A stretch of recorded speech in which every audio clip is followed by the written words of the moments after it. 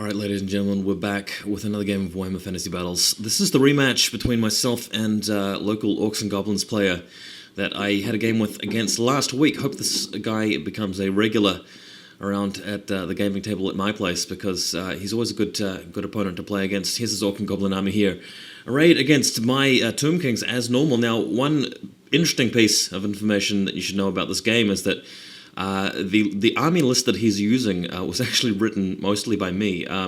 I came up with a list that I thought would be cool, and he liked the idea, so he's actually trying it out against the Tomb Kings here. He's made some modifications just to suit himself personally, of course. You wouldn't want to just use somebody else's list at face value, but I'll talk about what we've got here.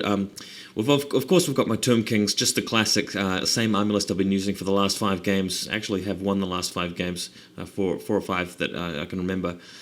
And from right to left, we've got the Hierophant with the unit of 5 archers, the skeletal archers there on the hill. Both units of chariots, with the Prince, of course, in the middle unit, the leftmost unit. Then the Tomb Guard, 20 archers, the Casket of Souls on the hill. The catapult. The king has actually joined the catapult crew. You can't see him in this picture. The carrion behind the archers, of course, and then on the left-hand side, Scorpion and melee skeleton warriors. The little coin in front of the boar riders of the far side of the battlefield is where the Scorpion will be tunneling, and the swarm is going to be showing up on the rock clubber on the hill there. Gonna go to the next photo, and we'll talk about the Orc deployment here, just from bottom to top. We've got a rock lobber, we've got a unit of night goblins, the giant, another unit of night goblins, a big unit of boars. Now he's taken an orc shaman, a great shaman, a level 4 shaman, along with two level 2 night goblin shamans, so just normal goblin shamans rather. And he's taken the battle standard bearer with the banner that gives you the extra dispel dice with the ranks. And in total he has 9 dispel dice and 3 scrolls. That was my idea actually, but I totally overdo it. After this game, hopefully we'll tone down the dispel phase a bit, because that is just too much. It's wasted points, and although it's a very anti-Tomb Kings selection, because it really shuts down the Tomb Kings army, the magic phase, and we'll see how that works out during this game. Just to carry on with a little discussion as to what we're seeing here, there's the boar riders at the top, of course, and the other rock lobber, and another big unit of orcs on the far side. And you can see the little wolf in the background where he's joined that unit of orcs. Just a quick overhead shot. I'll just talk about how this battle is looking in terms of deployment. What he's done is actually spread out the Night Goblin units so that I can't trigger them all with all of their fanatics in one go. I should be able to get a couple of groups out in one go. And there's the 6 boar riders doing a bit of a showdown with the chariots. It's really going to depend on who gets the charge off, but of course chariots have greater charge range than the boar riders do, so and the chariots, of course, if I can get any magic off, that's if against 9 dispel dice and 3 scrolls, I might have a chance at running them down. So let's go to the next picture and talk about how the game begins. We've got Orcs and Goblins taking the first turn. I think somebody pointed out in my last video that I very rarely get the first turn. That's not actually true. I've been getting the first turn for a number of my games, but you guys may have not watched them. So what happens over the first turn is that the giant just heads out around the side, and the goblins move forward. He wasn't actually too aggressive at the start, not really charging forward with everybody, but partly because of animosity. Some of his units were squabbling, of course, and he couldn't move out with them, unfortunately. One really brutal thing about Orcs and Goblins is that if you've got a casting unit inside your unit of Orcs which is squabbling, then apparently you can't cast anything during that phase, which is a bit of a bummer. He used Fort of Gork in his first phase, and actually did some smashing around Gork. Decided to walk over like 3 of my units, not causing too much damage. And then he rolled a 1, and I Fort of Gorked his giant. That's why we've got a single dice on top of that giant over in the far background, taking a wound from his own spell.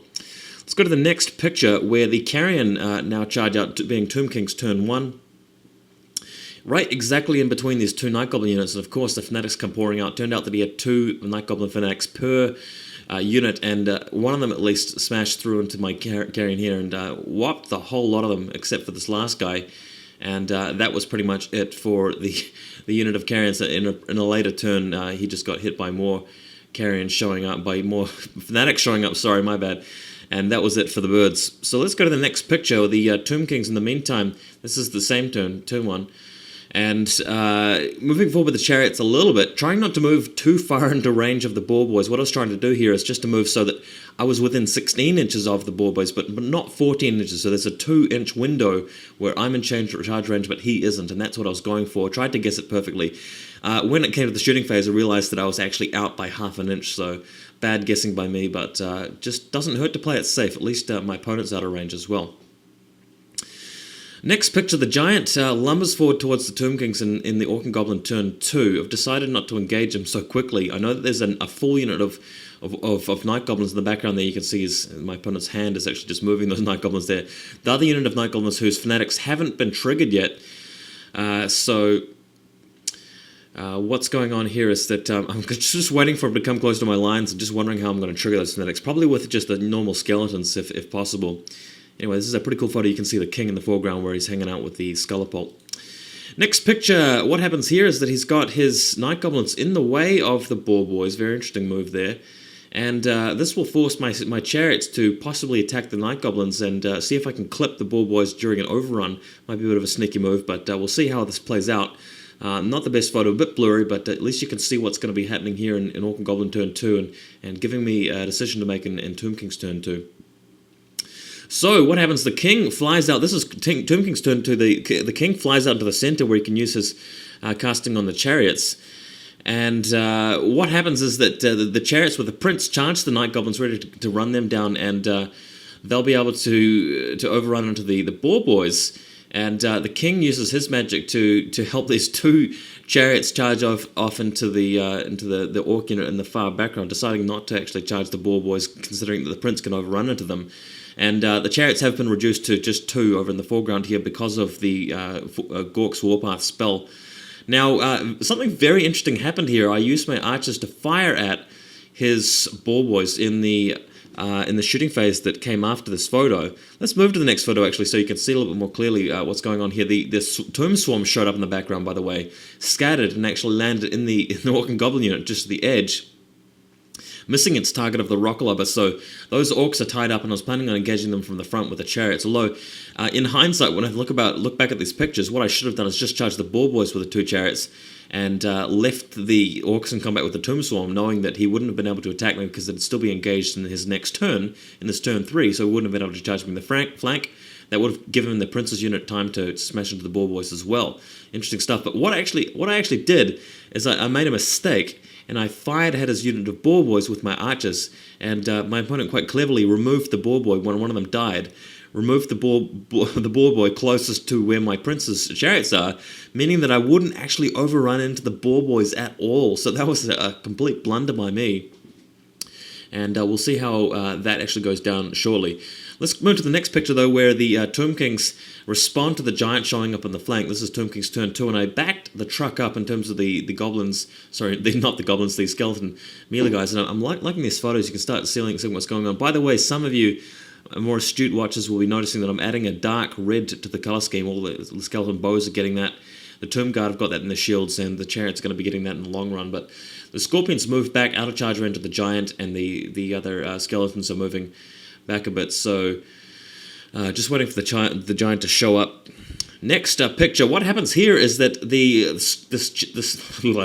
Chariots break the Night Goblins predictably, and I decide not to overrun because I know that if I do, I might be in a bad situation getting charged in the flank by any of these other units if I roll badly for the pursuit, potentially. So what I've done is I've decided not to overrun, and the Boar Boys will now have to charge the front of my unit, and I have the Prince there to beat them up in combat. It's going to be tough. Not getting the charge is terrible for the Chariots, and Savage Orc Boar Boys are very powerful, but I'm hoping that I can take it. Hopefully my dice will roll well.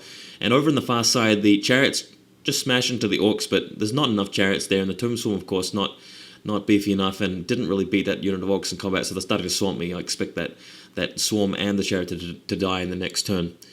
Next picture. Oh man, Fanatic Carnage. The Fanatic just charging through the back of this main Orc unit here with a BSB in it, and bashing like several guys there, so that's always quite entertaining. Love playing against Fanatics.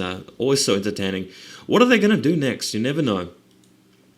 Next picture here, and oh, this is bad. This is pretty much a repeat of what the photo we saw here, but note a couple of, spot the difference. elements of this photo compared to the 2 photos ago. The Night Goblins have rallied. The Ball Boys amazingly roll a 1 for their animosity, I think it is.